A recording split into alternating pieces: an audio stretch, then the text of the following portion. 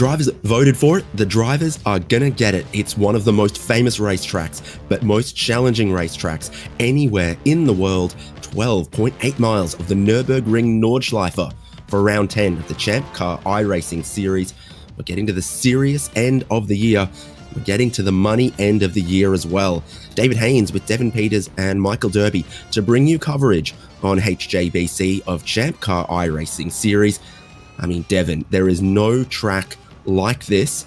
Every other track wants to be this place, and they get talked about like some of their sectors are like here, but there is no circuit, no track as challenging, as large, and as just daunting and historical. You know, and size matters, and that's what people say. So when you come to a track like this, you're bound to be impressed.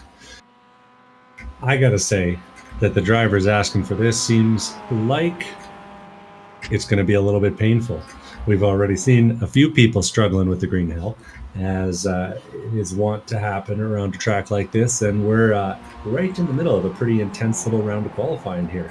We're right now following Tim Wire and Michael Thorne as they come through the final few turns before the great old straight. Hey, Haynes, I have learned the name of every single corner at the track since the last time we were here. That's great news. Have you learnt to pronounce them as well? No. That one step at a time, but I appreciate that great effort. So it is a unique qualifying challenge as well as a unique racing challenge around a circuit this size. Dottingerhur. See, it's got dots over the O's that you got to pronounce. So with a almost 10-minute lap around here at 12 miles, we've only got a few minutes left in this qualifying session, and no one has set a time yet because of the length of the outlap and then the length of the flying lap. Cameron Martineau's tracking very well. Tim Wire there getting a slipstream off his teammate by the looks of things, which will be a character of the racing as well. Yeah, you and I have seen some pretty good finishes around this place due to the drafting, and I'm looking forward to seeing some of that.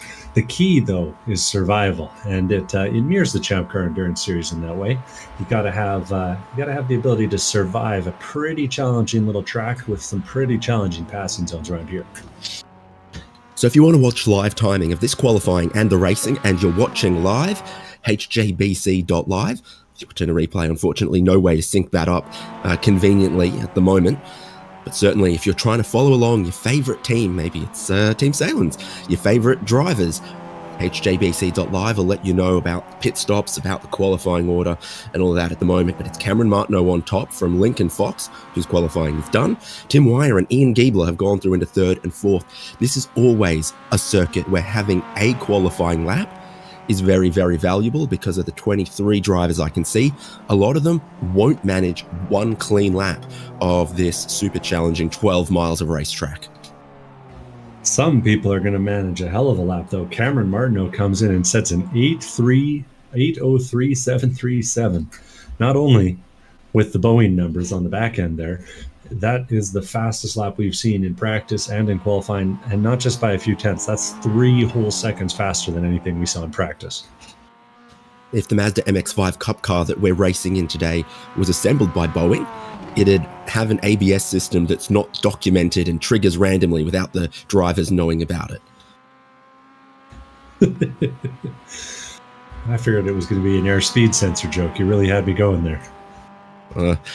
Well, the airspeed is not insane for these cars, but that makes them slipstream really, really well on a couple of the long, fast straights that Devon knows the name of all of them.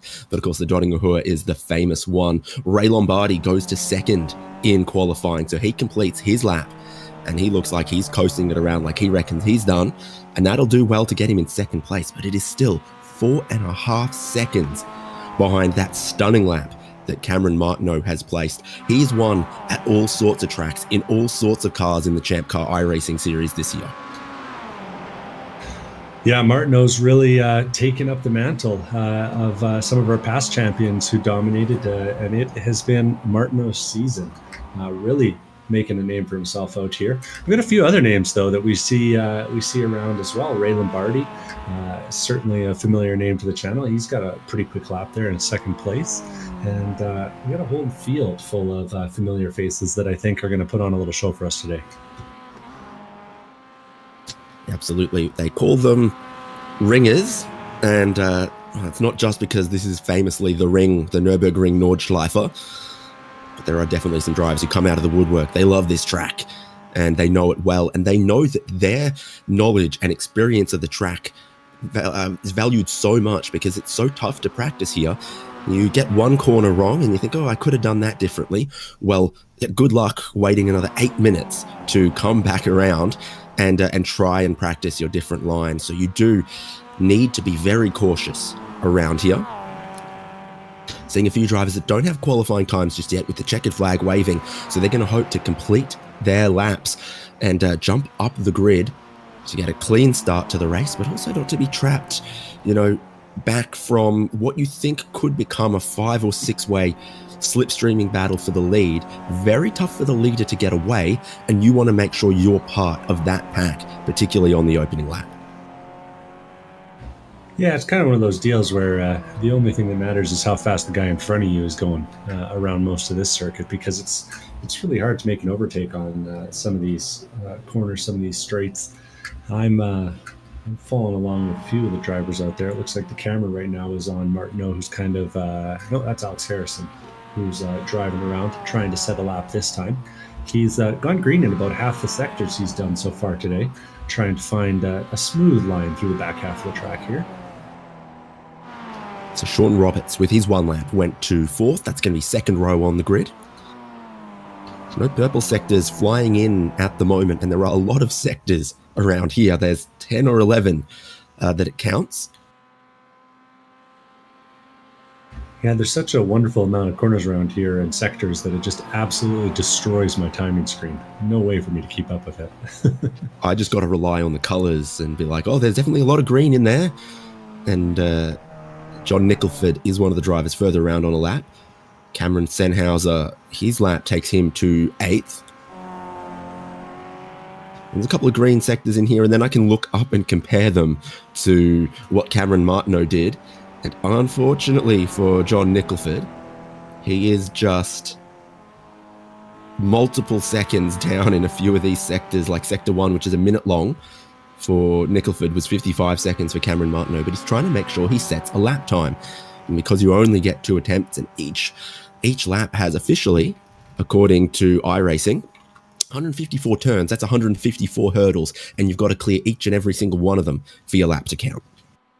I'll have you know that I've gotten off tracks on the straightaways here, just because you turn around and you sip of water and whatever, and all of a sudden you're swerving off the track. It's like every day on the highway. I'd say that's how people manage to crash on a dead straight interstate in Ohio. They'd sort of fall asleep dreaming about soybeans or something. I think those are nightmares, Haynes. I've been through there. And I've been to the Ohio State Fair, and let me tell you, they're very proud of 80% of Ohio soybean farms are family owned. That's impressive something. So I love me some family owned soybean farms now that I'm 100% on board. So John Nicholford completes the lap, and it counts. It may be 53 seconds slower than pole, but what he did was he was very, very careful. He's placed himself to 12th on the grid at the moment. There's a couple more laps that could complete. So Alex Harrison is in the final sector. Alex Albert's 2 sectors away from completing a lap. Orlando Harrell about 3 as well. No time yet for Alex Harrison, so he'll want to complete this one cleanly. I can feel the sweat on his palms right now. He's taken very wide lines around some of these corners in the final sector, but you'd hate to throw 8 minutes of work away at this point in the lap, and he doesn't. And he actually puts in a pretty solid time. This is going to get him right outside the top 5. In 6th place is Alex Harrison. And then for everyone who doesn't have a qualifying time, the tiebreaker is iRating. So normally that doesn't matter so much if you've got 1 or 2 drivers without a qualifying time.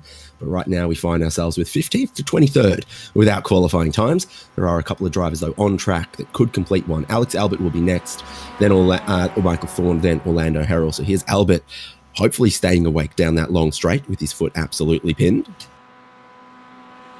Feel like this is a session where I could justify having just like a particularly heavy shoe on my right foot, but for not having to push so hard. Just keep a brick on standby that you can lean against the pedal. Yeah, something like that. Alex Albert being a little braver through this section of the track, but still staying plenty far away from the curves. He's coming to the line, and that lap's going to be a quick one too. That puts him up into fourth place. It does an 8:08.5. Good for the top four. And I've neglected that it looks like Tim Wire is still on a valid lap as well, heading down the Dottinghor, slipstreaming off of whoever it is in front of him. So Wire might be able to improve. Very, very few drivers completing 2 clean laps, and Wire looks like he's aiming for it. Yeah, he's following Canadian standout Michael Thorne, retired from the Western Canadian Motorsports Association, but still very active in the sim racing world as he tries to get a 1X on the final corner, but doesn't, and ends up with a lap time that'll put him in 7th place by the looks of things, maybe 8th. I think he just jumped 1 there in the end of all of that. Yeah, he went from no time to 8th place, and only by a few hundredths of a second. It looks like Wire was able to use that slipstream to his advantage. Yeah, those two were in lockstep the whole way through qualifying, so their lap times are always going to be pretty similar. Well, yeah, this does feel familiar. Wheel straight, foot down, towards the sunset. Oh, is this the light at the end of the tunnel you're always talking about? No, this feels like you knocked off 15 minutes ago, and the pub is calling. There's no one in North America whose pub is calling, but I'll assume that everyone knows what you mean. I'm spreading my cultural imperialism. It's really showing today. Orlando Harrell is the onboard right now. He's turning into the final corner, hoping to put together a clean lap. He'll be one of our final ones across line, and 8:16.0 is good for 10th place. Looks like one more behind him. We got Logan Sennhauser still lapping, coming through the final few corners.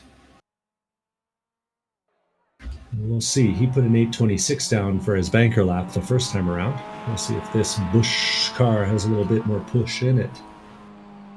It's a slightly different mountain that's calling today, as he's going to lap around the Nordschleife and the Eifel Mountains.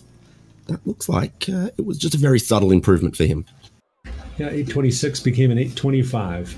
Good enough for 13th place.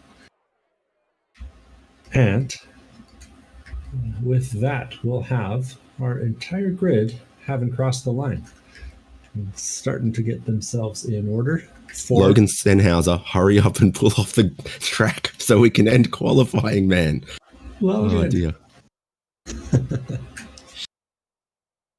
Everything just takes a little bit more at the Nordschleife. It takes more flag marshals. It takes more track knowledge. It takes more time to practice and get comfortable. It just takes longer to qualify as well. Yeah, absolutely. And it's also takes a little bit longer to win. We're going to have a timed race today, still 1 hour. But, that last lap, falling a few seconds one way or the other, could make a big difference at the end of this one. And with that, it looks like we've got our grid. First place, as expected, based on that qualifying lap, is Cameron Martineau.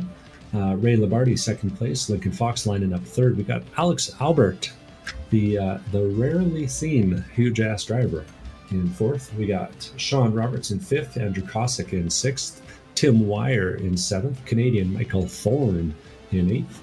Alex Harrison in ninth. Orlando Harrell in 10th. Ian Giebler in 11th place, Cameron Sennhauser in 12th, Logan Sennhauser in 13th, Stephen Remetz in 14th, Brian Kidd 15th, John Nicholford, the last driver with a qualifying time, is 16th. We got a bunch of drivers, though, that didn't quite make a qualifying lap today. Simon Foweather 17th, Michael Coates 18th, Aaron Reed 19th, Mark Kruger 20th, Bill Salem 21st, Dennis Federation 22nd, and Stephen Schaefer rounding out the grid in the 419 car, 23rd. One of my first German teachers was actually Herr Schaefer. So not exactly that guy, but good memories. Eating lots of Haribo and watching Kommissar Rex. I'm sure he just came back to race in the series, Wanted to see how his old student was doing. See how your pronunciation of the corners was. He was very stern.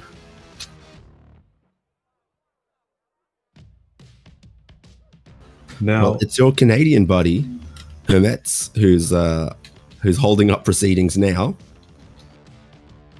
Yeah, I was just thinking that we got a nice looking car sitting in the pit lane that needs to move on.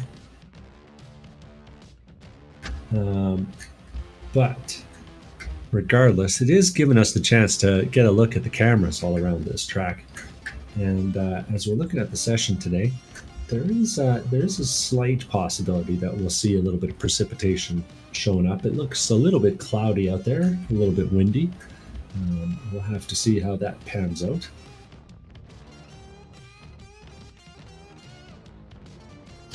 So which corner is that, Devin? Oh, that is the one that turns left and then goes up the hill to the right, and then you go over the hump and turn left and then right, and then you're on the straight. The Kesselchen Straight? Yeah, that one. Correct.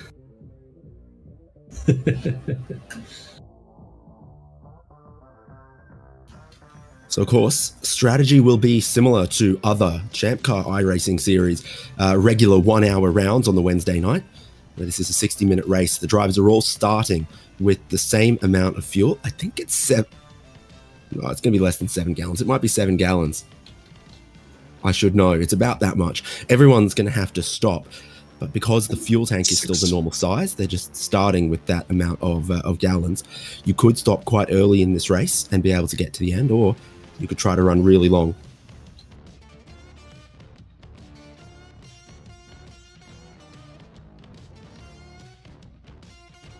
Yeah, quite a lot of drivers without qualifying times at the end there, and yeah, they get sorted by iRating, all things considered in the end.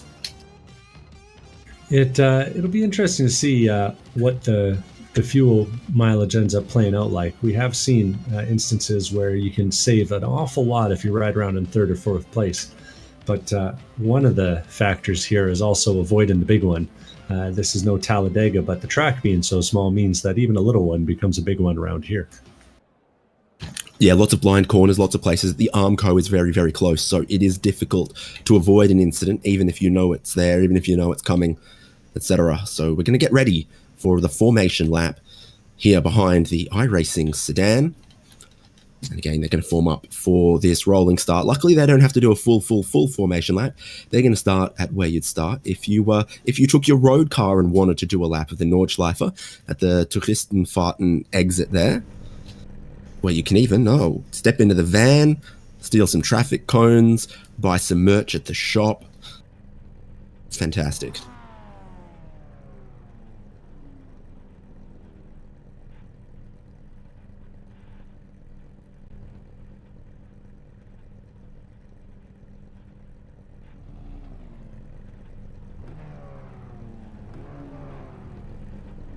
We might have to do a little beauty parade here, Haynes. I'm looking at the fan shop and thinking I could go shopping, but we've got it's been a minute since we looked at all the pretty liveries we got up and down the grid around here. So your pole sitter Cameron Martineau's in the classic Starry Night looking ST Racing Esports livery. I don't know exactly what Ray Lombardi on the front row alongside him is going to be wearing. You've got Lincoln Fox and Alex Albert on that next row. It looks very Salins hot doggy on the next row as well. Ray's just showed back up. He's got his purple and gold Deep Dive livery. Yeah, Deep Dive MX-5, group of MX-5 racers. Got it looks like a few Salins cars back to back. We've got Alex Harrison running the alternate HJ livery. I think my favorite one is actually Cameron Sennhauser's, making a very deep cut Canadian reference with the cat that came back the very next day on the hood there. The international audience will know even less about that than they will about calls from the pub.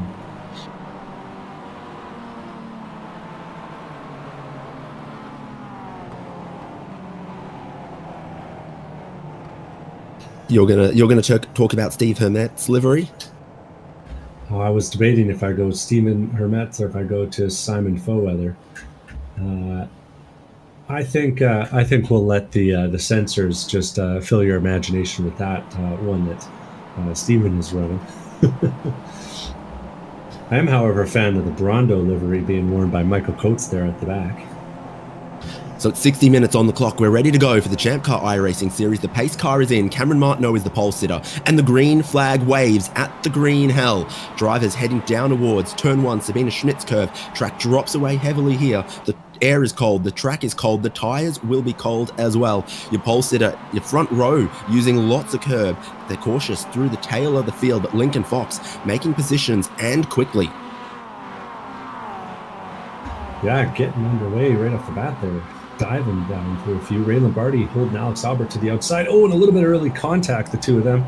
They both managed to keep it on track, but that was a scary moment, I gotta think. A little deeper in the field, Michael Thorne tries to make it too wide. And, gets the corner a little bit wrong. Whew, always scary moments in the early moments of a race like this. Yeah, of course, the racetrack initially feels very tight and twisty through the Hudson Bach, and here it begins to open up full throttle up the hill towards Flugplatz. And you've got your leaders starting to stretch away, but the slipstream starts to really powerfully come into effect right here over the crest of the hill, very fast, double apex right-hander, and then you're right back to the power for a long run down towards Schwedenkreuz, who's looking like they've made positions early through the field. Well, Michael Coates has, Simon Foweather has, Aaron Reed's made a couple, and so has Michael Thorne inside of the top 10, biggest mover so far. We saw how aggressive he was through the twisty parts early on in the lap. Looks like Michael Coates is going to have a little bit of side-by-side heading up the hill there, and you get so light. No downforce on these cars. Over that crest becomes a real handful before you have to slam on the brakes. Yeah, Michael Coates might be one of those ringer types where he drives a little better than his I rating, because we've seen him at the front of a few races over the years. And he is making moves like he ought to be a little bit further up the grid. Always a risk when you push in qualifying that you'll end up out of place. Here's Ian Gabler just in behind Orlando Herald as they head back up the hill. And you've got to really slow the speed up on your way into one of the corners that's made famous for people not slowing enough on their way in here on YouTube and pushing wide through this sequence of corners here. Everyone's done well for themselves this time around, and Ian Gabler's still just trying to push along Orlando Herald, try to keep him with the leaders. You've got a little bit of a gap forming between the top 4 and then the next pack. We're going to see some issues. Ooh.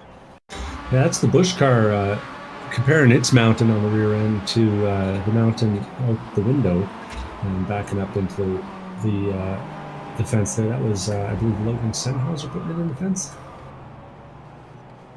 Yeah, sure enough. But he gets away without any damage and continues on. Survival, the key out here.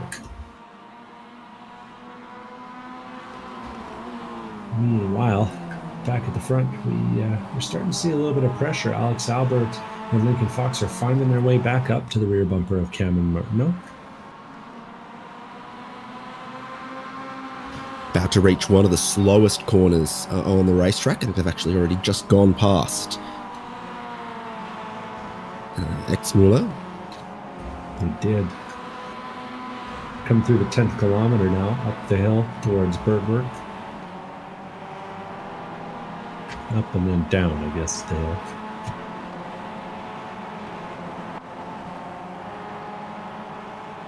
Little look on the inside there. I'm not sure we caught that on the big broadcast, but there is a lot of cars putting pressure on each other right now at this point in the race. I'm seeing Salen's car deep in the field. Ian Giebler, who has a little moment in the back of the shot there, gets it wide, and really hurts when you make a mistake at the bottom of the hill like that, because you're going to be paying for it all the way up the straight. And sure enough, he does. Ian Giebler losing a spot to Orlando Herald at the base of the hill. More of those to come for him, I'm sure. And you've got Simon Foweather and Michael Coates, two drivers who've made lots of moves up through the field, 5 positions gained so far, halfway around this opening lap for both of them. move for the lead. Alex Albert gets a run up the inside, heading towards testosterone corner. Cameron Martineau gets pushed wide and shows less testosterone than Alex Albert. Easy thing to do as he lifts and lets Alex up the inside. Not going to make it easy for Alex, though, as they come down to the end of the straight. Now the track gets slower and tighter and twistier and bumpier from here on out, around then towards the super famous carousel. Probably a picture or two going to get taken here later on. But then you've got this really twisty section of the lap. You don't want to pop out of that carousel groove. And Alex Albert leads Martineau and Fox up the hill. I've actually been really enjoying this battle for 6th place or 5th place right now between Andy Cossack and Sean Roberts. Roberts has been all over the back of that shiny minty car up ahead of him and kind of putting the moves on him. We'll see as they come into my favorite section of the track here on the back half. If Roberts has any opportunity to make a move. He makes a nice line through that first corner into this segment. This part right here, 4 apexes as you go right, left, tighten left again, and then right out, and you're just trying to flow the momentum all the way through that quick part, braking for a corner that's blind as you come over the hill. Where's the exit? Where's the exit? Oh, there it is. And then you continue downhill. Ian Giebler's spun out. That's behind us. Yeah, he's facing the wrong way, and the car looks a little worse for wear. You see him turning in here as they come up the hill, and actually he makes a little bit of contact with the car ahead, and that it was Orlando Harrell, I think, who braked a little bit more than expected. Evasive action from behind. Simon Foweather and Michael Coates have to take a dodge and maneuver, and Giebler a little bit worse for wear. We got another car off too. Is that Aaron Reed? Yeah, sure enough it was. And at the YouTube corner, no less, was Aaron Reed. He's recovering and coming up the hill. And the trees are getting in the way of some of our fine shots here. We got to get the arborists out. Wide there on the grass, back on the road, so it's already just a little scruffy. No brake lights until about there. So he might have forgotten where he was. Always possible. Meanwhile, they're 4 deep and 2 by 2 for a moment there. Tim Wire, Orlando Harrell, Simon Foweather, and Michael Coates all close together. These guys know each other well. They race a lot in the Spec 5 series. I think at least a couple of them do with each other. So we're about to roll out onto the Dodingahoa for the first time in this race, and it's all about who you can slipstream with and what the pack looks like. Well, here's your leaders of the race, Alex Albert and Cameron Martineau. A little bit of time over Lincoln Fox and Ray Lombardi. I expect to see some moves, but also expect to see some bumpers pushing bumpers here. Martineau now leads the race with drivers in behind him. Andy Cossack has a group of drivers, and Alex Harrison has his own little group as well. There go our leaders. And Fox, so much more speed, closing in at a rate of 3-4 miles an hour. It's going to get even more as they head uphill through this section. And the slipstream off the leaders will bring Lincoln Fox and hopefully Ray Lombardi right back into touch with the race lead. Alex Harrison's driving middle of the road, and they've formed up 2 lanes, 2 queues behind him.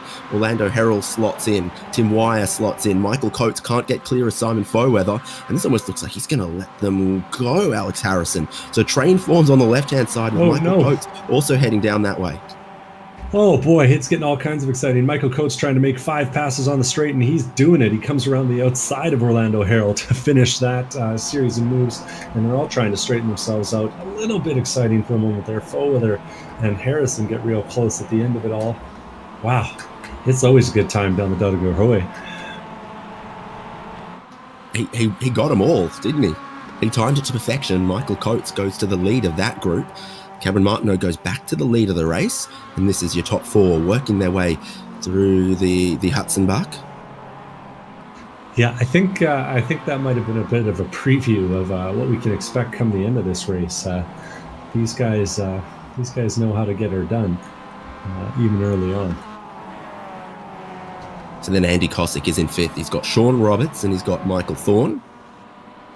Yeah, we didn't get a good, super good look at it on the camera. We'll have to see next time by. But Cossack, Roberts, and Thorne were all nose to tail, bumper to bumper, as they went down the big long straight there, turning left just milliseconds before they separated from each other. It was exciting times. They're too wide coming up the top of the hill here too, and that's going to be a spicy moment. Sean Roberts had the run, and he looked to get ahead, and he did get ahead before Flugplatz. Another long full throttle run here. And I don't think we talked quite enough about the weather, to be honest with you. Yeah, it's going to be something that's lurking in the back of their minds. The forecast said a chance of rain, but some of this forecasting is changing a little bit as we get deeper into the session. I wouldn't be surprised if we see rain on significant parts of the track by the end of this thing. Well, sun was out. We're seeing a replay here. This is Simon Foweather coming up the hill, going over Schweidenkreuz and trying to hold the outside. A little bit of contact there with the Salins car of Tim Wire behind, but no love lost between the two of them, and they both keep things poised in the right way.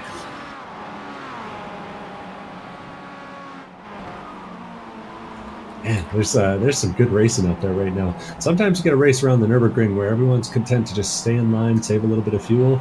These drivers are not up for that. They are putting all kinds of pressure on each other all over the track right now. So with the slim chance of a little bit of rain at the very, very end of the race, you can see the sun was still out on them as they were heading towards Schweidenkreuz. Actually looked quite nice. Yeah. Michael Coates has caught up to Michael Thorne. Some Michael on Michael violence here. It's very clean, actually. It's a bit of stereo mic. The left-hand side is successful, and Michael Coates, what a strong run he's been forging early in this race. He's got a whole heap of speed, but what he is now is almost 14 seconds away from the race lead, and that's where the qualifying became so important. Yeah, it's a little bit of race strategy playing out. You need to make sure you're doing that right. At the front, meanwhile, they're holding things together. Cameron is just maintaining his lead back to Alex Albert and Lincoln Fox, and Ray Lombardi in fourth. Not a lot of change up at the front, and they're all giving each other a little bit of extra breathing room, I'd say, making sure that no one accidentally bumps into anyone as they come around the corners. Devin, it's been a long time since they tried to campaign for that. Let it go. Michael Thorne and Orlando Herald. So Thorne qualified well, but he looks like he's not quite as comfortable as some of the other drivers now in the racing conditions. A few drivers going to pick him off. So Michael Coates, and he's lost touch that he had with Sean Roberts and Andrew Kosick. Now this next group of cars is not looking to go with him. They're kind of looking to swallow him up. So we're going to go side by side. Kesselchen, I think, is this next little left here. I think you can go flat out side by side in these cars, or other cars where that left-hander is or not flat out. Oh, I don't think he can go three wide though, but Orlando Harrell's that's Simon Foweather's going to try it out. Won't for long though, because he has such a run from the draft that he's going to clear both of them before they get to Mutt Curve. I think we got three wide there. Simon Foweather had a lot of momentum, and Orlando Herald decided, well, I want none of that too much curb from Michael Thorne, as he just couldn't let it go. There was no shortage of bravery through that one. That was a hell of a jump over the curb from Michael Thorne. Gets real lucky that the Miata's got more suspension than his usual Trans Am that he drives. So Michael Coates now ahead of this has caught Sean Roberts and Andy Kosick as they go through the carousel this time. So right with the next group of cars battling for the top five. Michael Coates, he's got speed. He races with Andy Kosick quite commonly. They know each other, and so he knows if he wants to play ball or if they're going to fight this out. Yeah, I think the two of them are having a little action, but I think that Andy Kosick is aware that Sean Roberts has a little bit of pace and doesn't want to let Roberts get away in the back half of the lap here.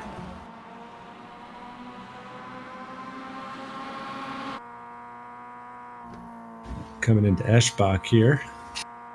And then the first of the right-handers. I found this part of the track so hard to memorize when I was getting started because, one, there's the right-hander and then this right-hander coming up that looks almost the same. And then two, I never made it this far into the lap.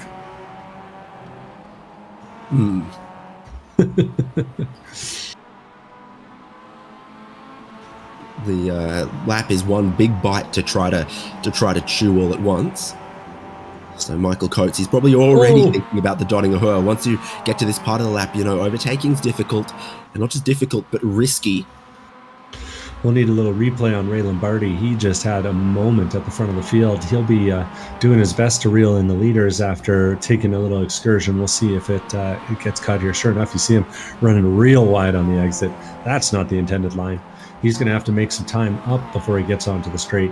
Otherwise, he's not going to have a chance to stay in contact with the lead three at the end of the Duggan Hoy. Yeah, another lap, though, where your leaders stretch away from the rest of the field, because now with Sean Roberts, Andy Kosick, and Michael Coates there, they are 15 seconds behind the lead. So the decent gap beginning to form between what's become a top three drivers and the rest through the Kleinis carousel. A spin for Sean Roberts. And then a big wreck behind, and that's one, and we called it.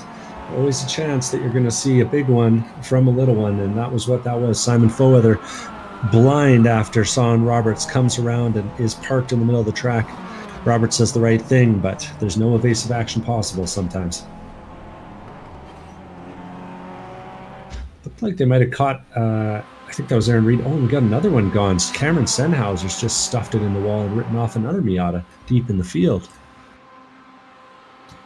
The race leaders are bump drafting each other, but Lincoln Fox is still closing in. This is a look at that thing was already... already a little bit worse for wear, but the cat came back, as they say, and he's gonna carry on with a car that is not handling at its peak. Leaders going past the pit entry. I wouldn't be surprised if there's a few that think about it this time around and get your top three back within 1 second. A new fastest lap of the race for Alex Albert, as he picked up that slipstream very, very powerfully. So did Lincoln Fox. Ray Lombardi will be ruining the fact that his little error just put him just out of reach of this leading three. Yeah, it's a little bit painful trying to scrape and claw your way back, but if you're him, you're just hoping to stay consistent and hoping that the three of them decide to have a little fight, because that'll give you the window that you need. There's such long laps around here that there's always an opportunity to get back in the game. In the meantime, I'd say that he's fallen back far enough that he's almost closer to the guys, maybe a little bit further. He's almost halfway between the lead pack and the second pack. So it'll be interesting times for him. Also a personal best lap of the race for Michael Coates last lap, as he caught up to the next group of drivers, made some passes, and has gotten to the head of this group. And it's hardly a group anymore, is it, after that spin from Sean Roberts and a couple of other cars that got tangled in it. Definitely cost some time to Orlando Herald. Definitely did a lot of damage to Simon Foweather. Yeah, I was going to say, Michael Coates, he's... I think the stewards wouldn't like his fastest lap. I'm not sure how much of a lift there was for that yellow flag, but hey, he made it through unscathed, and that's all iRacing cares about. So. Leaders are getting close together as they come through the foxhole. It's pretty right on Martinel's rear bumper. Pretty fast through the opening part of the laps. You've got a couple of straights, like up to the Flugplatz, around to Arenberg, and then here up the hill towards Adenauer Forst. But then it gets a bit twistier until you get around to that next long straight up the hill to the Bravery corner, and then it stays very, very twisty until you get to the Döringerhöhe. I always thought it was called Adenauer Frost, but just because I saw so many GT cars parked here when it snowed at the ring.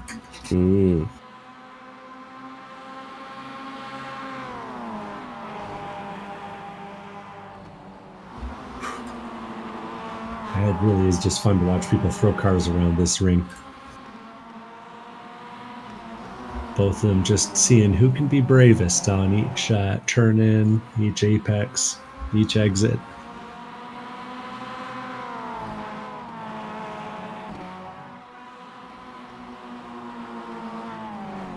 I don't think I gave Lincoln Fox an adequate shout out for what is a pretty nice looking paint job on that thing. But anyway. Don't think Lincoln's planning on boarding an LL flight anytime soon, though. Fair enough, fair enough. They're now 7 seconds behind these leaders to Ray Lombardi. That little mistake that costs you the slipstream then goes on to cost you a lot. When you could stay with someone whose pace is 2 or 3 seconds a lap faster than you, if you just stay in that 1 second bubble where you pick up, a couple tenths, half a second worth of tow on all of the major straights around here. Once you're out of that, you start to see them getting a lot smaller in the distance. Yeah, if you're Ray, you're really wishing they would get into a battle, because every one of these straights he's gonna lose a little bit of time. And sure enough, he's down 2 seconds since the last time I checked in, nearly 8 seconds back at the lead. And without the draft, particularly up the hill here, he's really going to be paying the price. At the front, Alex Albert is very aware of that. He seems to be trying to give a big a push as he can to Cameron Martineau.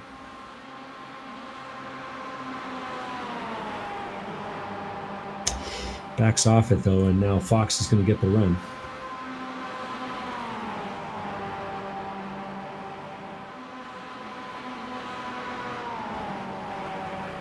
And pretty safe line there from all concerned.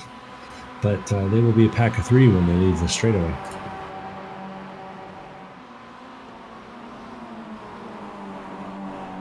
Saw a pack of 3 barbecue gas lighters, and I thought, what am I going to do with the second and third ones?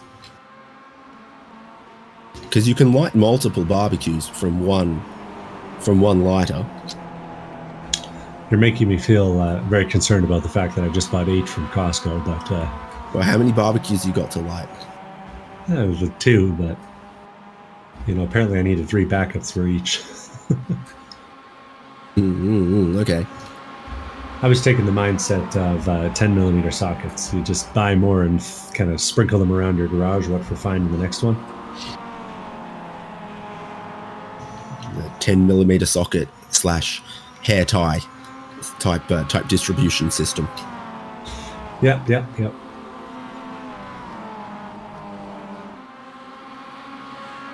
So Ray Lombardi checking in from 4th place. He's now 9 seconds back after that trip up the straightaway. So 2 seconds a straight. You got to be working, Ray. You got to dig. Might be a lonely one for him if he doesn't figure this out. Michael Coates is motoring. Tim Wyer is motoring, and he's back with Michael Thorne. Michael Coates is hanging on for dear life. But yeah, sure enough, so is Thorne, as he has to take evasive action as Wyer goes around and behind the tree. But Wyer, he manages to do the best kind of spin at the Nurburgring, which is one that doesn't end up in the guardrail. And he'll carry on. Michael Thorne, though, I think pushed him into that one. And I was going to make a similar comment about how hard Coates was pushing, but it was Thorne who forced an error out of the driver ahead first. Yeah, I think Wyer was already a little off his line there and a little quick. Yeah, it's always the trick though around the ring, because there's so many corners and there's so many spots to gain a 10th and lose a 10th. The guy ahead, he starts to be a little faster than you through a few segments, a few sections, and you're like, oh boy, I got to make it all up. Not remembering with your little reptile brain that actually there's going to be a straightaway in a few corners here that's going to let you make up 2 seconds. You were angling to take Danica Patrick's job. I refuse to come. I'm taking that as I've definitely signed with F1 TV for 2025. You got your leading 3 on the longest straight of the racetrack once again. Hit that terminal velocity about here, and then the car behind can really gain. And Alex Albert's got a whole heap of speed, closing in on Cameron Martineau, and he pulls out to the right-hand side. Now it's a buffet for Lincoln Fox to pick up a tow and close in on first and second as they're both punching through the air. Martineau comes back across in behind Alex Albert.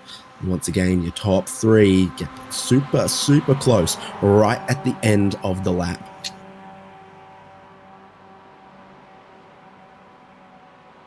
You know, Lincoln's running in third and staying kind of conservative, but I can't imagine deciding not to pit with everyone else. I can't imagine saving enough fuel to get you 2-3 seconds. So I think it's just a conservation strategy at this point in the race. Coming up on halfway through. Halfway on the time, but I'm definitely predicting this to be an 8-lap race. We've completed 3. We've probably got 5 more to go at this point. It will get a little darker right at the end, though. You see where the sun is very close to the horizon.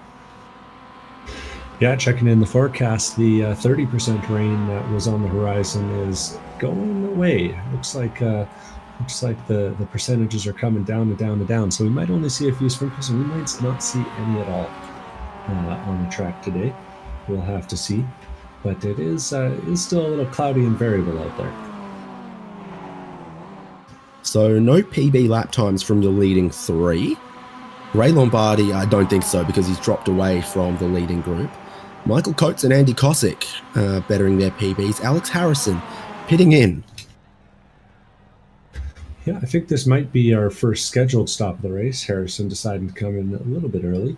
Maybe fix up a twisted bumper or something similar. He will give us a nice measuring stick, though, for what we can expect as far as fuel goes. You have that much confidence in his strategy, do you? Oh, just so much. Personally, not quite as certain that Alex Harrison will be our yardstick, but Ian Giebler, who's also pitted, is going to end up just in front of him as he comes back into the race. So 2 drivers who have stopped are back together in the 12th and 13th. 2 relatively quick drivers, definitely put him in the top half of pace. Yeah, it's always interesting to see if you know how the pace is going to manifest around this track. There's a reason that they have specialists out here. It's not just a road circuit, you know.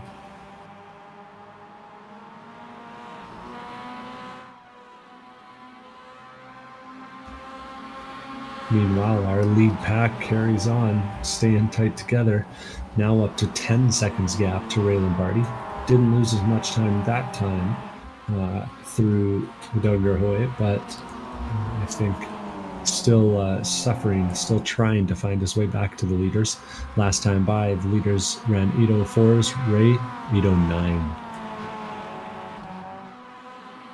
Yeah, and that's slower than what Michael Coates and Andy Kosick did, with Michael Coates leading the way in an 8:07.2, and Andy Kosick doing that thing you've got to do where you just stay within the bubble and run with them on the straights. Yeah, this is an impressive little push here from Kosick. He ran an 8:11 in qualifying, and that 8:07 was 4 seconds faster. You can attribute a little bit of that to draft, but that's a guy who's living on the ragged edge and learning as he goes, learning a little bit from the car ahead. This is another part of the lap, though, where you're in between the long straights down to the foxhole previously, and then a little while away before you head up the hill through Kesselchen.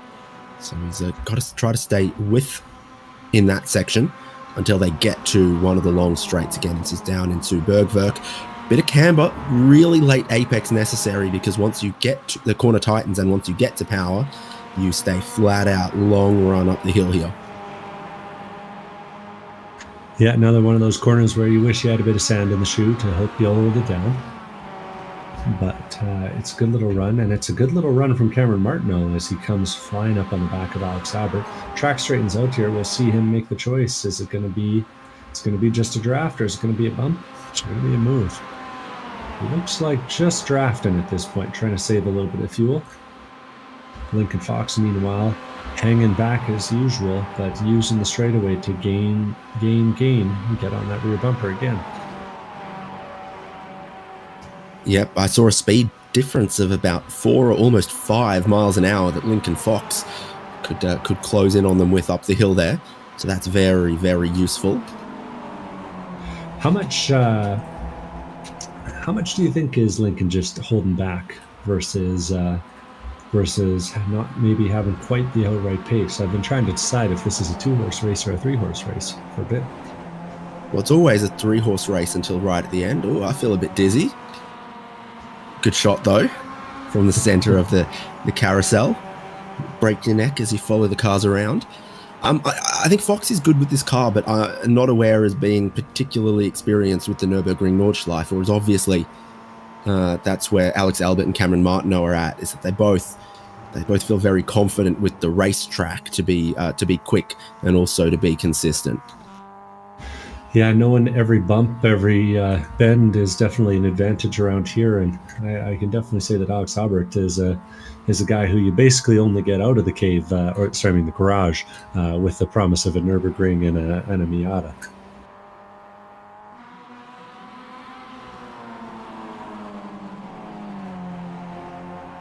And that number on the billboard is not censored. That's the actual number you would ring if you wrecked your car around here.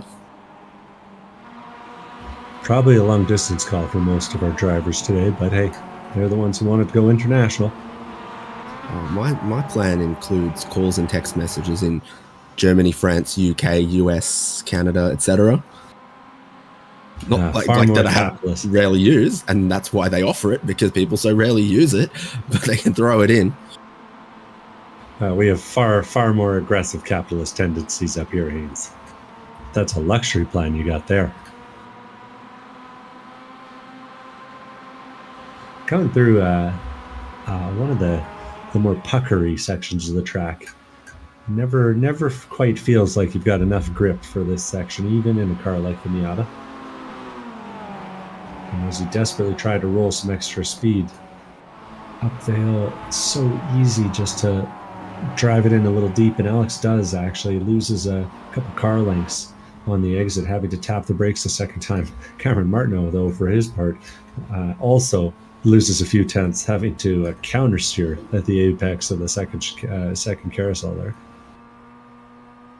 Yeah, it's a tough one. There's so much banking on the way in, and then it sort of feathers out, and so you start to lose grip as you go, heading straight towards the sunset, lower and lower in the sky, and Cameron Martineau applies a bump behind Alex Albert. It still won't stop Lincoln Fox from getting closer and closer, currently 8 tenths back, but slowly clawing the distance in.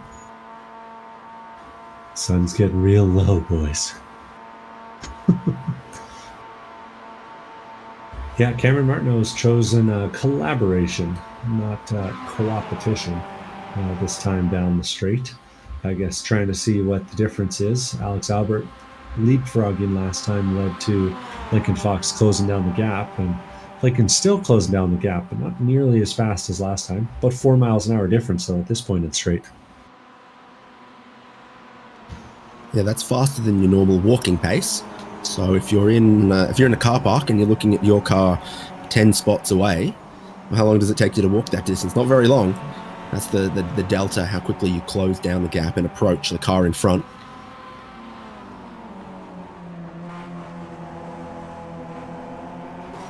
Nothing that makes a guy angrier than starting a qualifying lap and clipping that pit wall on the right-hand side. Let me tell you. None of the drivers at the front here do that, though. Pace just dropped off a tiny bit from the leader, so they've gone from the 804s to the 805s, but they've got no need to continue to push on too hard. They're still quicker than everyone else, including Ray Lombardi, who's now 10 seconds ahead of Michael Coates and Andy Kosick. Kosick, 3 seconds slower than Coates. That lap has just dropped back. And then you get to this next sort of group of cars where Michael Thorne's going to pit. We have crossed the halfway point. 4 laps completed, time in hand to do 4 more. And then Orlando Herald, Tim Wire, Logan Senhauser. Next group of battling cars you're going to get to these drivers who've stopped. So for Alex Harrison, this is a good outlap from his pit stop because he has managed to get to and go with Ian Giebler on this one. And Michael Thorne being joined by Tim Wire in the pits as well. Wire had looked like a little bit of difficulty finding his pit stall with the other car there. Aaron Reed also far at the back of the pit lane. Looks like he is undergoing some repairs, though. He might be stuck there for a while. Michael Thorne pulls away, and Tim Wire pulls away, actually, a little bit earlier than expected. A pretty short fuel stop there for Wire. Yep. So these guys are going to come out with their pit stop completed ahead of Ian Giebler and Alex Harrison, who we were watching. Logan Senhauser comes in. Very curious. I do wonder. Mark Kruger hits the lane as well in the foreground there. He's driving a bright yellow car.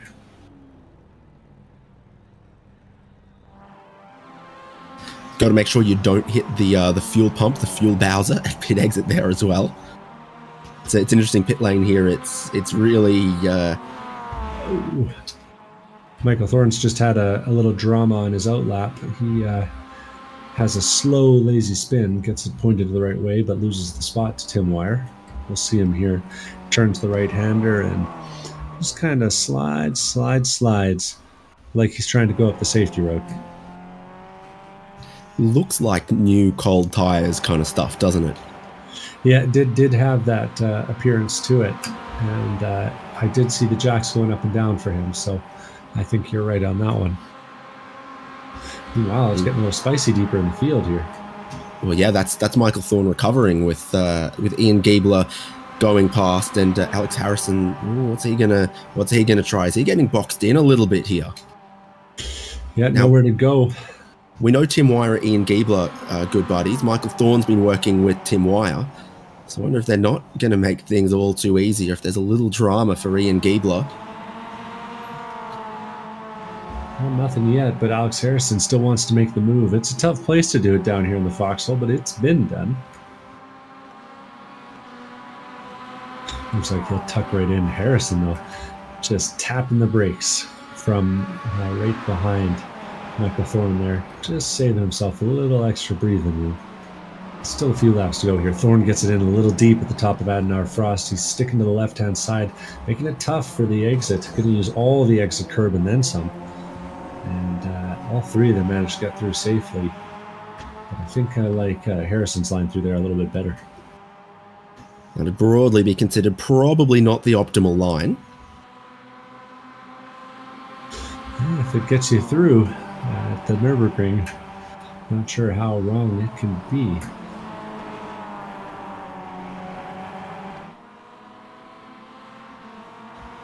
Either way, it remains a pack of three, and this is our battle for 10th place. So right on the edge of the top 10.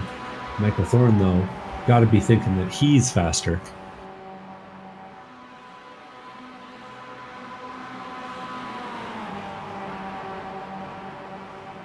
He's heading up towards the top of the hill with the race leaders. Again, Lincoln Fox close, but just 2 car lengths back, staying a respectful distance from Alex Albert, Cameron Martineau, both of whom have led the race at points.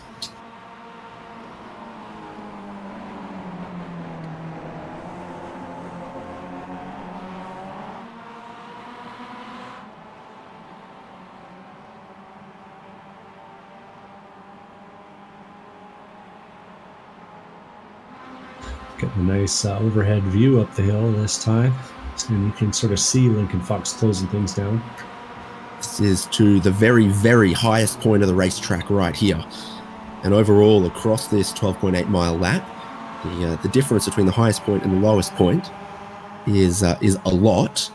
More so than bottom of the mountain to top of the mountain at Mount Panorama Bathurst, which itself is more than the highest point to lowest point of Circuit Spa-Francorchamps.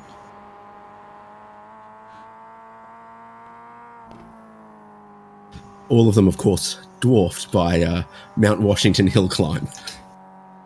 Oh, okay. I thought we were going to make some outlandish claims about Mount Panorama. It didn't sound plausible to me.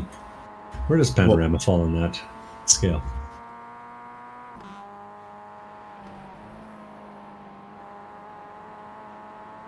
It's actually hard to bop GT3 cars for Mount Panorama because the naturally aspirated cars make so much more horsepower at the bottom of the hill than they do at the top of the hill. I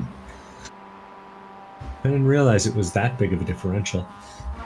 That was my I'm exaggerating slightly voice, but it is yeah.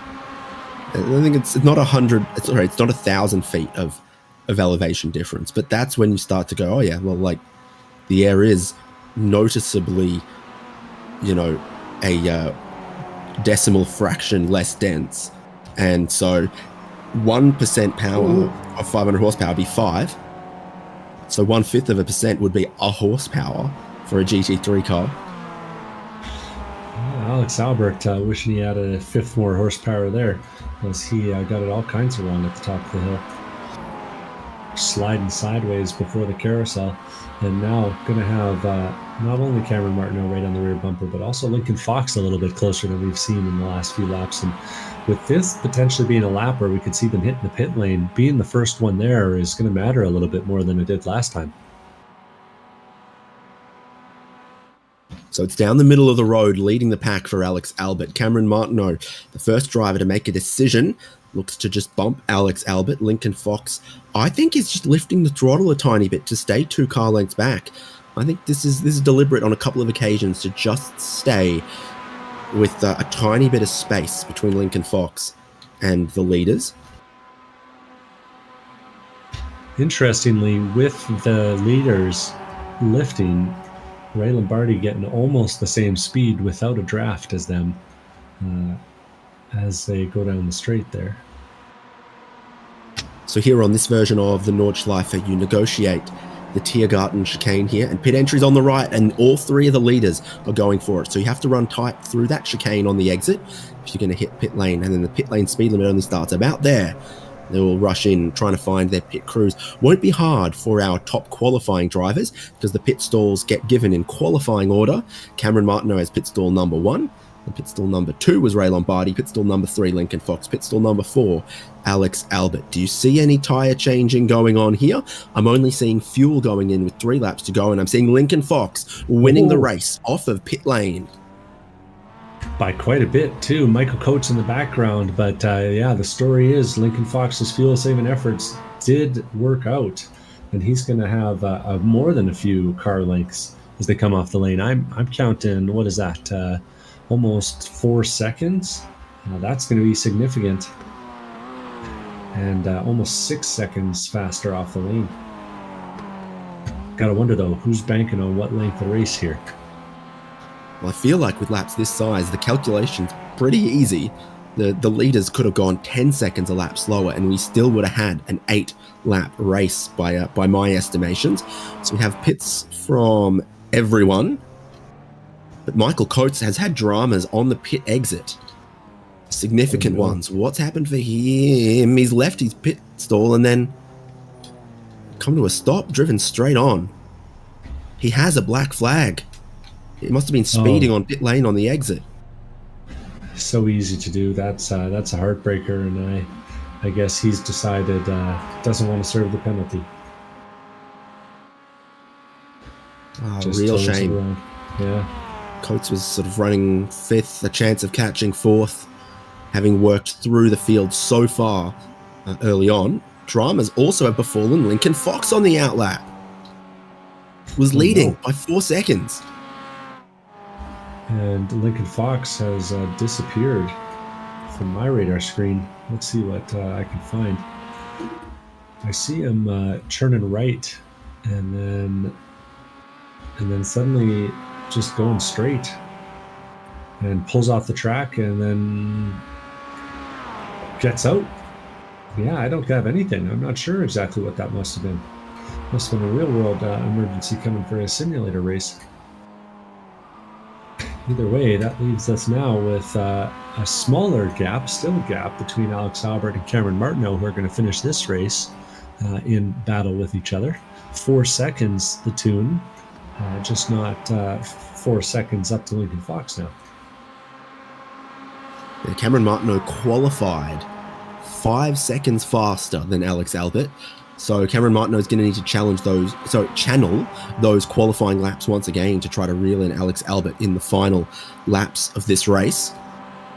We've got some funny stuff in the pit lane. Stephen Hermetz has come in and put quite an angle on the stop. I'm not sure we can get an angle of that. Yeah, parked it in there, well, Mr. Bean style, nosing it in.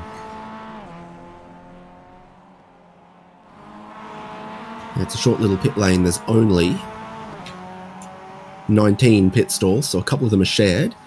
And if you're Hermetz and you qualified 14th, You're towards the pit entry side. So some of the drivers who stopped a couple of laps earlier are now moving back up. So Alex Harrison goes to 8th. Ian Giebler goes to 9th. They've got Michael Thorne on not an outlap, first lap after the outlap, just ahead of them, that I think they've been reeling in. Yeah, it does seem like it. He's certainly within striking distance at this point, just a few car lengths up the road. Almost 2 seconds flat.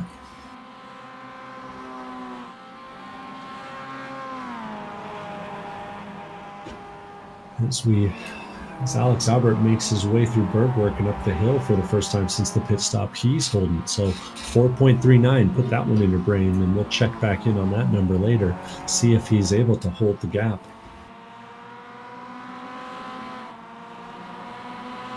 Alex Hold Harrison. the line. Love isn't always on time. Yeah, something like that. Ian Giebler pushing up against Alex Harrison, really taking miss to heart as he slams the inside curb. One of the slowest corners on the racetrack, and Alex Harrison runs wide at Verzeif and spears across the track into the Armco, and Ian Giebler was so close to absolutely drilling him. If you're Ian Giebler, you used up one of your 9 lives. That was that was close. Boy, oh boy. Now, Alex Harrison's driving, and that hood is, I'd say it'd come flying off if we were on the real Nurburgring. He's going to try and find his way, but it's hard to see where the track goes with the hood in the way, and he decides that discretion's the better part of valor and puts it on the pit lane. Man, oh man, we talked about in qualifying how difficult it is to lay down one clean lap. Well, in this race, how challenging it is to lay down 8 clean laps in a row. It's tough for this group of drivers as well. Almost a mirror image there. Logan Senhauser runs it wide on the exit too, and if he hadn't had some self-control, he could have gassed it up and spun right across the track the same way. Being pursued at the moment by Mark Kruger. Lando Harrell is being pursued by Tim Wire. Tim Wire is still working hard, trying his best to track down Orlando Harrell. Wire, I think earlier we saw him ahead, and then there was that little spin for him, I believe. Got it facing the wrong way and kept it off the wall though, critically.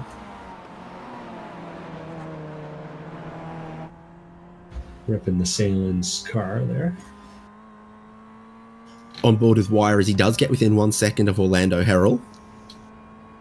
Heading up the hill into the darkness. Headlights not on the race cars yet, but it's got to be shortly. It's certainly dark. You've got lots of valleys and shade with the trees around as well. Some darker clouds looming. Yeah, we'll see who can carve the finer line as they head down the hill here.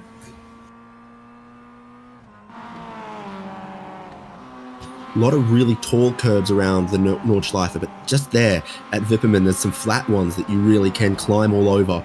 And it's a rarity because most places, you're looking at these curbs that would come up to your knee or your hip. You don't want to run over them at all. They are super tall, stay off me curbs. But just a few places you can use up a little bit of the curb, like on the exit there as well.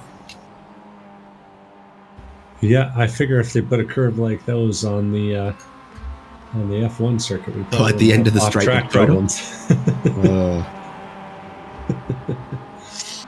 Wouldn't have any complaints about 10-second penalties. And they've really watered down all of the penalties in F1. Like, remember when, you would get given drive-through penalties. Now things that used to be a drive-through are 5 seconds. It's like, bring back a 10-second stop and hold for running someone off the road, and no one's going to run anyone off the road. Oh, but then how will they sell the tickets to Drive to Survive, my friend? The premiere's got to pay for itself. The last of my concerns. Here. Tim Wire's closing the gap on Orlando Harrell, getting right up on the rear bumper. But we while looking at our leader, Alex Albert, who is still holding the gap. What's that gap up now, though? About 3 seconds. So I think on this lap, Martineau's only taken about 1.5 seconds out of Alex Albert. There's no white flag there. We've definitely got more than 8 minutes on the clock, so we'll go for 2 more. See a little bit of the Grand Prix circuit out there. There's a lot more runoff and space there. We're on the Nordschleife. And I feel like this is the lap that Cameron Martineau might want to push a little bit more. And then on the final lap, you've got lots of opportunities to think about how you want to play it tactically. Yeah, being second place going on to the straight on the last one is probably the preference. Oh, big punt there from Tim Wire. That was a push and a half. It's a little offset as well. He didn't line it up. Because you're sitting offset in the car, so the way to try to line up the bump draft best is if you're looking straight at the back of the headrest of the other driver rather than looking at the middle of their bumper. Yeah, always a little bit tricky, but it was certainly a big hit, and I think if you're Tim, if you're Martineau, you're right. That's probably where you want to be, is running second place and having the option on the final lap. Too wide up here. Tid is dropping back. Yeah, Sennhauser coming by. Yeah, significantly repaired Cameron Sennhauser goes back through into 11th there. Sennhauser was... No, you can't compare it because there was a pit stop in there. I was going to say 11 seconds faster on the last lap, but that's not true because it included Brian Tidd's in-lap and the pit lane speed limiter. Reminded me a bit of a guy who's feeling a little braver on a whited out road in winter passing. There was a pretty big differential in speed there. And I will just take your word on that. Like, you'll just have to trust me about how you drive when there's kangaroos beside the road. Oh, I imagine it's not unlike how you drive when there's a moose beside the road. They do locomote slightly differently, and different things startle them. Yeah, I'll give you that. Moose going to weigh more than the car. Kangaroo probably a bit less. Mark Kruger. No, who's this? This is Orlando Harrell and Tim Dwyer looking pretty close together as they head over Swedish Cruise. They're still battling right now for 5th and 6th place. We'll see if any more attrition comes into play. And then we've flipped back now. And who's this? We've got nose to tail. That's Cameron Sennhauser and Brian Tidd. Brian Tidd seems to have found his mojo again, but of course you have that Dottingerhøje straight, and it does make you feel a little superhuman. The slipstream can take you from a second back to slingshotting past at almost 10 miles an hour quicker, it feels like sometimes. Oh, it does DRS feel who? good. Yeah, it does feel good. They just need to make sure F1 cars are shaped like Miatas, and they'd sort it all out. Meanwhile, Mark Kruger is making a move up the inside at the same time as these guys are. Mark Kruger makes it work up at the top of the hill. Catch the end of it there. And Brian Tidd's been passed in the meantime behind, but action on track in 2 different spots at once. It's non-stop Sennhauser excitement here in the ChampCar iRacing League. The brothers have done some of the endurance races together as well, sharing the same PC. Sharing the same rig, but not sharing the same PC. That was what was interesting about it. They had both PCs set up, and in the pit stop, they would just unplug the monitor from one PC, plug it into the other. And so they were using 2 computers, but only one wheel and monitor. That's a beautiful, beautiful little bit of brotherhood. Gotta get my brother into sim racing. Checked exactly what my brother's playing, but I think he's got far too many hours in things like Civ and the other Paradox Interactive things to ever consider iRacing. I bet you my brother would probably be more into Euro Truck Simulator. He's got his commercial license in the real world. So the lead gap, this is it, between first and second place. It was 4.5 seconds. Then it was 3. Now it's 2. Now it's under 2. It's Cameron Martineau through the twistier sections of the racetrack. Is pushing on. to try to catch Alex Albert before we get to the final lap. Yeah, and at 1.5 seconds, that's within the draft, and I have to say, I think we're going to see him battling it out door to door in the final sector on the final lap here. Yeah, this is going to get you close enough that you've got the whole of the final lap to try to make your move, rather than catching them right in the final sector of the final lap and hoping you time your run on the Dottingerhoe correctly. Martineau's going to arrive in good time to play the game of chess with Alex Albert and have plenty of chances to try to overtake, or even to try to pass this lap and pull away if possible. I don't think that's going to be super duper possible. We're going to look at Mark here as he has gone for a spin at Verzeifen, I think it was, just like Alex Harrison did, and then a little earlier than Alex Harrison. Yeah, but the consequence is much less severe, so he's got that going for him. Martineau and Albert, though, a little added layer here. We've got prospective champion Cameron Martineau leading the championship, following multi-time champion Alex Albert. So a little bit of pride on the line, I got to think, between these two too. And the headlights have come on the race cars as well, as we're soon to start the final lap. Tail lights come on, all of the lighting comes on, but there's not stadium lighting around this racetrack. It continues to get darker. There is, as we begin to approach time running out on the clock and starting the final lap of the race, not a single hint of rain to be found on the radar either. There are some nasty clouds, but none of them are precipitating just yet. Yeah, they're a little too far away. I don't think we're going today. The mountain decides to keep the driver safe. You know? One last, the second to last time onto the Dottingerhoe for these two. Now it's all about who holds their nerve. And it's not about who can lap quickest solo. It's about who plays this game. And Alex Albert, I think he might have almost had a lift of the throttle. He's going to put Cameron Martineau into the front position heading into the final lap. And then he can maybe try to stay with and make a pass on the final lap. That's the game that they're playing, with such long straights and high speeds around the Nordschleife. And this really long straight just in the final sector that sometimes you can come from a long way back, make your move and take the win. Not unlike racing to Daytona on the road course, except just more challenging the rest of the way around the lap. Oh, man. Yeah, the two of them in lockstep, 119. We've seen 125, 127, 129 even down the Hohe this time of the year, but this race rather. But it's been just a little bit of gamesmanship happening. Will be interesting to see who can time up the run.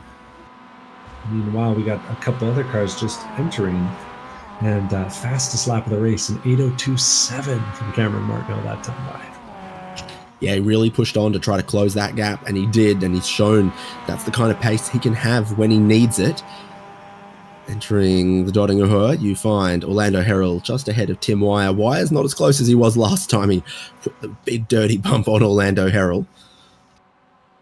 Yeah, if he closes down and gives the bump draft from all the way back here, they're going to end up on the space station somewhere, I got to think. Joining the European Space Program. He's closed them down, though. A couple extra mile an hour relative to the car ahead. A few, even. Really shows you the power of the draft out here. Won't be enough to close them all the way down. One storyline we haven't mentioned in a little bit is Ray Lombardi. He's still lapping around in third place, and still running about 8:07 a lap. Hasn't wavered very much from that pace since he started setting those laps after breaking off from the lead pack. He's feeling pretty comfortable, you got to think, in this race, with about 20 seconds ahead and about 30 seconds behind. Cameron Martineau's been pushing on this lap, trying to break that gap. He got it to about 1 second as they approached Flugplatz, but then Alex Albert was just close enough. And through this sequence here, he closes it all back in. Cameron Martineau, he might be trying to rely on the section from the carousel all the way around to Flansgarten and the Kleines carousel to try to break 1 second on Alex Albert. Albert has a little bit of a slide there. It's the kind of mistake you can't afford. And there's few parts of the lap where a leading driver could break away. Alex Albert's a cerebral driver, smarter than me anyway, and he sure manages to pick up a lot when he's the following driver. So we'll see what he's able to learn from the speedy driver ahead. I will note the last time by he ran an 8:03.5, which was 5 seconds faster than his own qualifying time. So we'll see if he's able to apply some of his learnings to this final lap.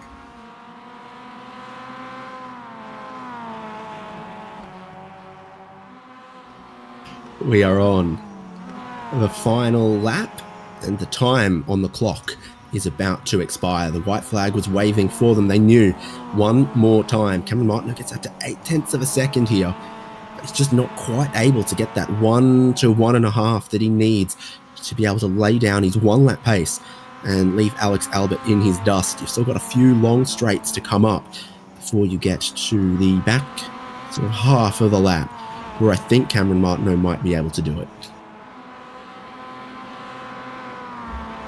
Yeah, they're pushing hard here. Seeing them using up all the curbs that we haven't seen them use all race long. Through the louder links and downhill into the braking zone at Bergwerk. Again, middle of the road until you get to a very late apex, using just a tiny bit of the curb on the exit. This is, in these cars, one of the biggest slipstreaming opportunities because it's so uphill. Yeah, those poor little Miata motors are screaming all the way up the hill. And while they take their time getting to the peak, we can check in on fourth. Andy Kosick, he's running about 55 seconds back. I know we had some fans looking out for him. And then Orlando Harrell and Tim Wire will be another battle for us to the line. Just a second between the two of them, rounding out the top five. We'll keep our eyes on the lead pack, though, as they head towards the testosterone corner, and Alex Albert's closing down suddenly. You put in all of that work, you put in a couple of tenths here, a couple of tenths there through the corners. You really make Alex Albert have to hold on to stay with you, and then he just gets it all back here.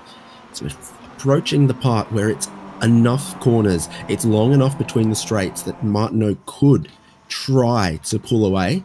Alex Albert's job, of course, is just to not lose a whole second from here through the carousel and all the way around through Wipperman, Brunchen, Ice Curve, Flansgarten, and then to, of course, the Dottinger Hohe on the final lap, where so many races on the Nordschleife get decided.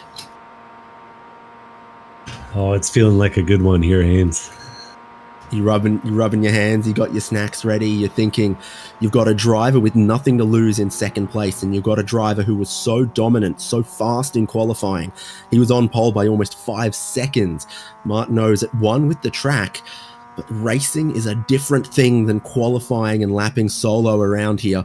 On board with Alex Albert in second, he's doing all the right stuff to just try to stay with Martineau, and knows that when they get to that final super long straight, he's going to have a big opportunity. Too much apex curve, too wide, drifting the car, losing just a couple of tenths. Exactly what Albert couldn't afford to do. He's got 1 second now to Martineau, who's going to see the opportunity to really try to break away. Oh, and that was a moment that could have broke the race wide open there. Stay within a second, and he'll still have a shot in the draft. But it's danger time. 1.2 seconds now.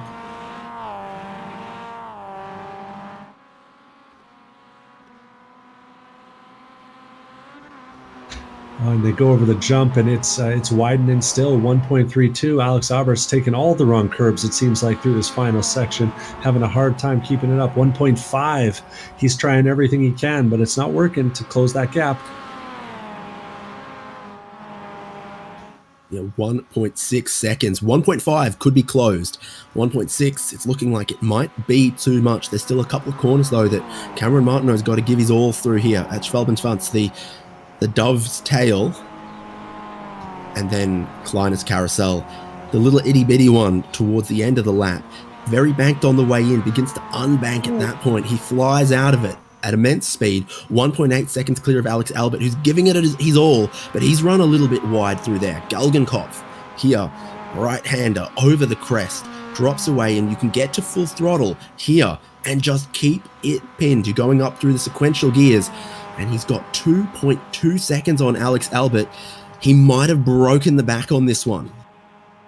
Yeah, that felt like the race. Alex Albert had one of those corners at Klein Carousel that feels like, you're under pressure and it feels like it's the first time you've ever taken the corner.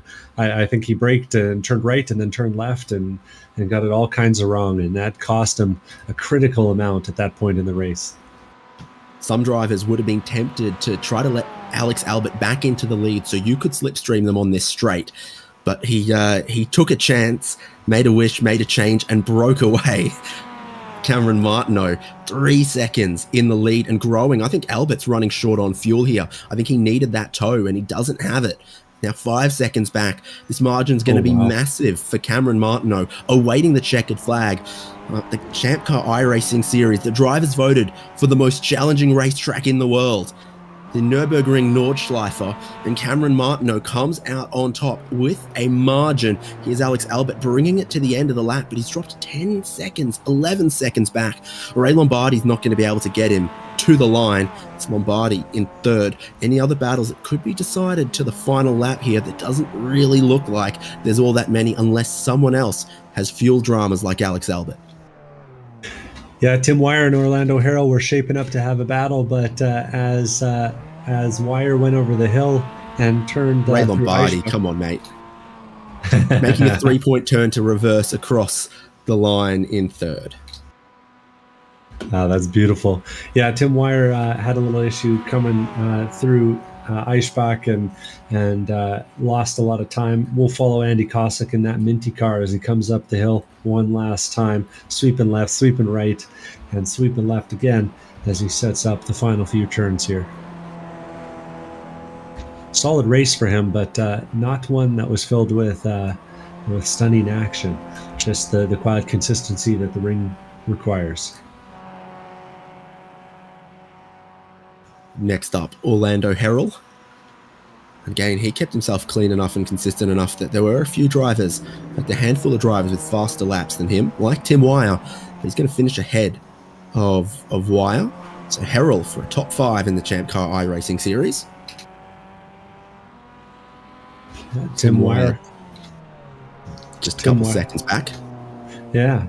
And then I got to say, I'm proud of my fellow Canadian here, Michael Thorne, having what I think is his best finish ever here in the ChampCar iRacing Series. Cracks the top 10 all the way up to 7th place and puts on a pretty good show around a very challenging racetrack.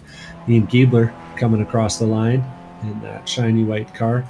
Almost got caught up in some of the dramas early on, but managed to keep it pointed the right way and on the paint stuff. Logan Sennhauser now driving down the straightaway, heading towards the final few turns, and he'll be cracking a bush soon, I gotta think. How do they affordably mass produce a thermochromatic can? It really is something else. Magical, you know. You're thinking of the mountains, though, keeping the mountains cold with the Coors voice.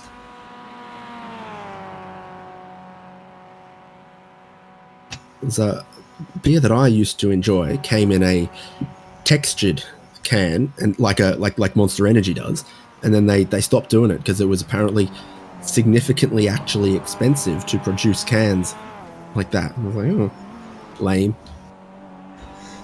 Well, we won't get to ask Logan Sennhauser this time. He crosses the line in 9th place outside of our podium. Mark Kruger not far behind in the yellow number 10 car. And Brian Tidd will be the first of a trio of Canadians who are coming across the line this time to round out the race.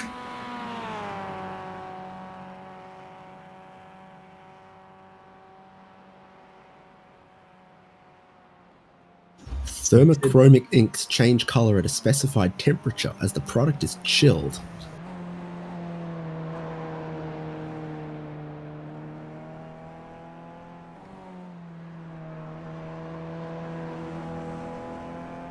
Tid crosses the line and takes 11th place in a car that is decidedly not thermochromatic. It's very yellow and very purple. Alex Harrison coming down the hill for his turn at the Glory, being followed by Stephen Hermetz. I think Harrison has enough fuel. He's driving pretty slow, but I think he's got enough fuel that he'll make his way to the finish. Stephen Hermetz, though, is pushing for all he's worth, trying to close things down. And he has taken a few seconds out of Alex, but it's not going to be quite enough at this phase of the race.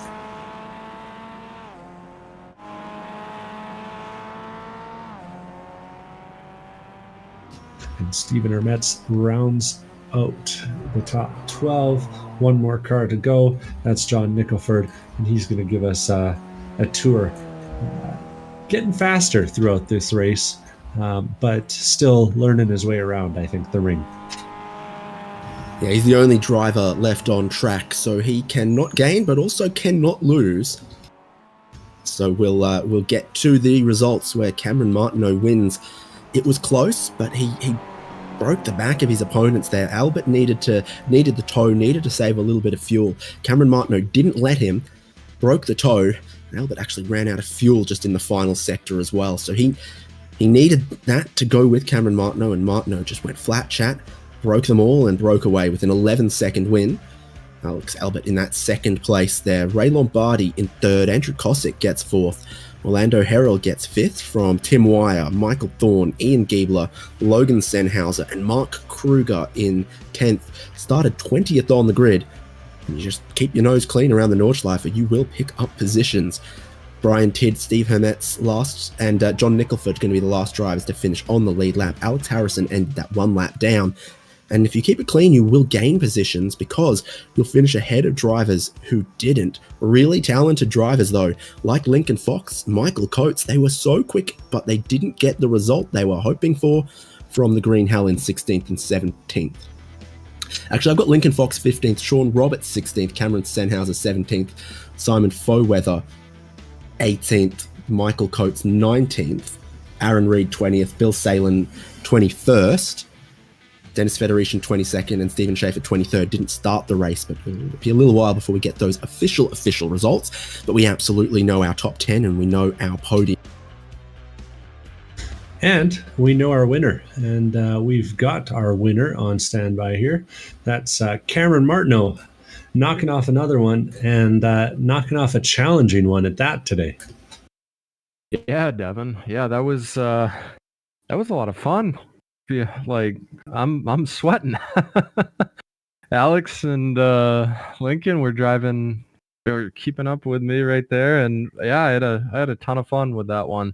And then because I was out front, didn't save any fuel, so my pit stop was really long and had to do a lot of work for the last two laps to try to catch back up. But yeah, always a lot of fun in these MX-5s, and especially at a big track like Nordschleife. Yeah, it looked like that Fox might have pulled a bit of a strategy coup on you there in the middle, and then suddenly see Fox pull off track. What were you thinking as you rolled out of the pits? Yeah, I when I saw him pull out really, really early, and I was like, oh no, I don't know.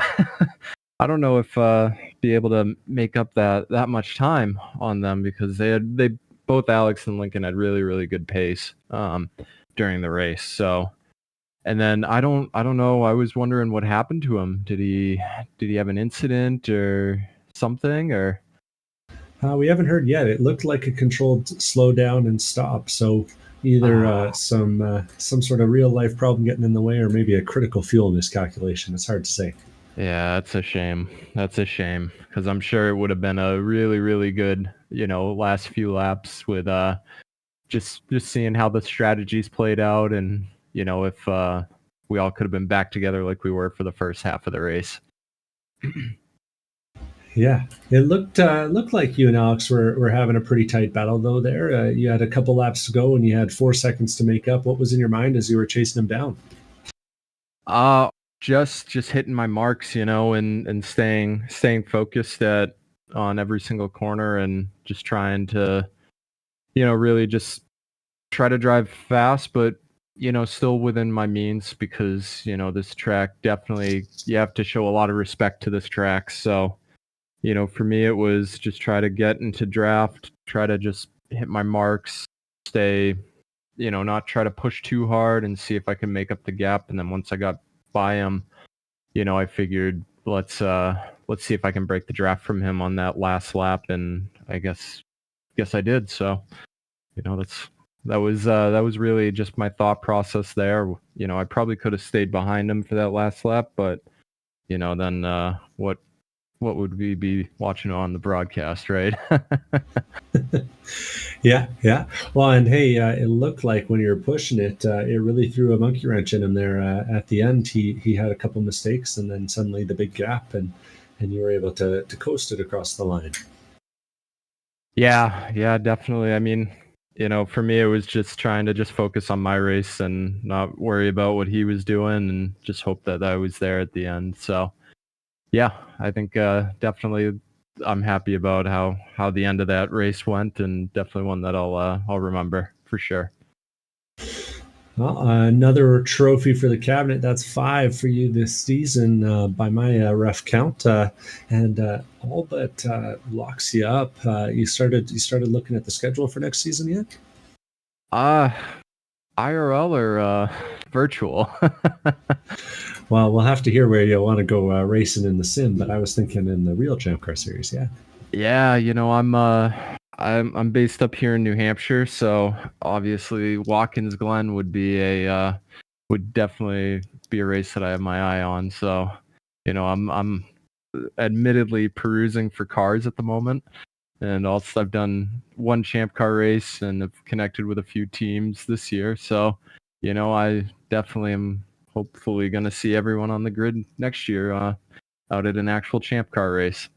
Know a couple of folk up at Watkins Glen that might offer you a hot dog on race weekend. I wonder who that would be.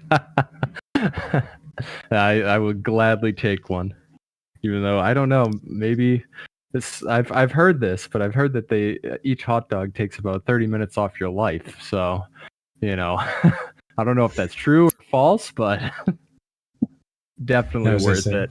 You gotta try everything once. Absolutely. But congratulations on another great race, and we look forward to seeing you back and seeing you at the track.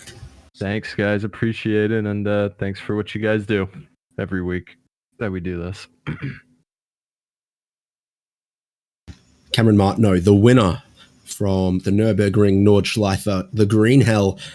Amazing in qualifying. He had to bide his time, stay calm, stay cool, stay clean in the race. And then on the final lap, breaking away from Alex Albert and Ray Lombardi, who end up as our podium. You don't have to wait too long for the next dose of ChampCar iRacing series this year, because we are headed, I just had it up, it's VIR North in the Renault Clio. The race is in 3 weeks' time, so practice is in 2 weeks' time. Forum.champcar.org has all the information, or you can find us on Discord as well. We look forward to bringing you that one in just a couple of weeks' time. And of course, Spec 5 World Tour here on HJBC as well. David Haynes here with Devin Peters, Michael Derby. From the Nurburgring Nordschleife, Cameron Martineau extends the championship lead.